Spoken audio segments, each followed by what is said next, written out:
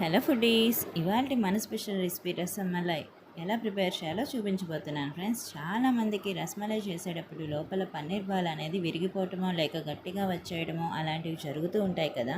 So అలా కాకుండా చిన్న చిన్న టిప్స్ పాటిస్తే చాలా ఈజీగా చేసుకోవచ్చు అండ్ టేస్ట్ కూడా సూపర్ ఉంటుందండి.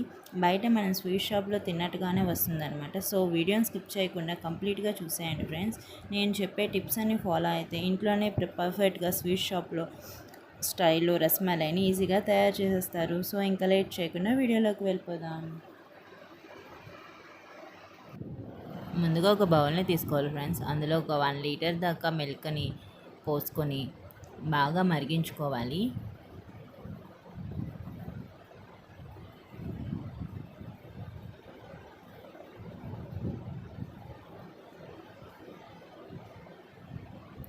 ఇలా బబుల్స్ వచ్చేదాకా బాగా మరిగించుకొని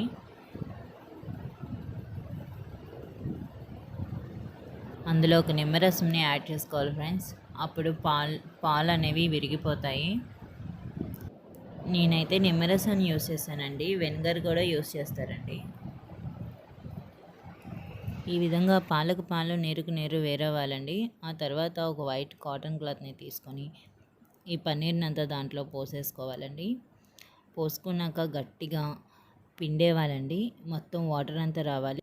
ఒక 30 to 40 మినిట్స్ దాకా అలా వదిలేవాలండి. దాంట్లో ఉన్న వాటర్ అంతా బయటకు వచ్చేస్తుంది.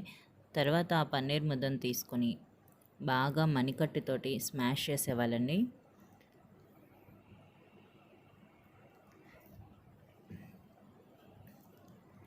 ఒక 5 నుంచి 6 మినిట్స్ దాకా స్మాష్ చేసేవాళ్ళండి. పన్నీర్ని ఇలా స్మాష్ చేయటం వల్ల స్మూత్గా వస్తుందండి మలైలు, లేదంటే విరిగిపోవటం అలాంటివన్నీ జరుగుతాయండి. అందుకని బాగా స్మాష్ చేసేసేసి అప్పుడు మలైల్ని చేసుకోవాలండి.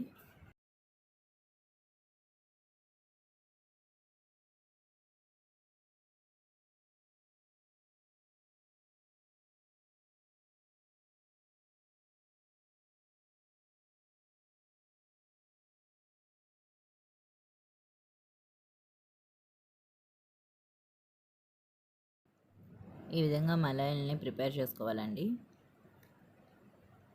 మలైలన్నీ రెడీ అయిపోయినాయి. తర్వాత వేరొక ప్యాన్ని తీసుకొని ఒక 1/2 లీటర్ చిక్కటి పాలని పోసుకోవాలండి.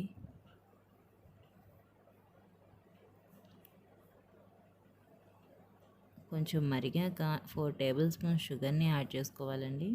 అలాగే 1 టేబుల్ స్పూన్ ఇలాచీ పౌడర్ని యాడ్ చేసుకోవాలి. అలాగే కొంచెం కుంకుమ పువ్వును కూడా యాడ్ చేసుకోవాలి. సరిపడంత బాదం పప్పుని, జీడిపప్పుని కూడా యాడ్ చేసుకొని బాగా మిక్స్ చేసుకొని అందులో చిటికెడు ఫుడ్ కలర్ని కూడా యాడ్ చేసుకోవాలండి. ఈ విధంగా బాగా మిక్స్ అవ్వాలి. ఇలా బబుల్స్ వచ్చేదాకా మరిగించుకోవాలండి. ఆ తర్వాత వేరొక బౌల్ తీసుకొని అందులో కప్పున్నర షుగర్ని తీసుకొని 350 ml వాటర్ని యాడ్ చేసుకొని బాగా మరిగించుకోవాలండి.